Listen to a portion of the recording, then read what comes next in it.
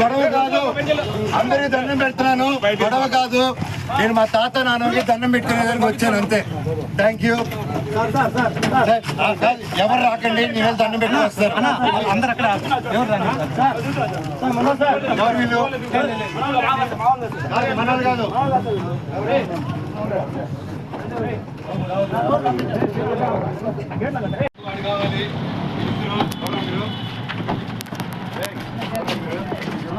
కొద్దిగా Lavanya వెనకరా. Madam madam ఉన్నారు వెనకరా. బయటకు వస్తే వేస్తాం.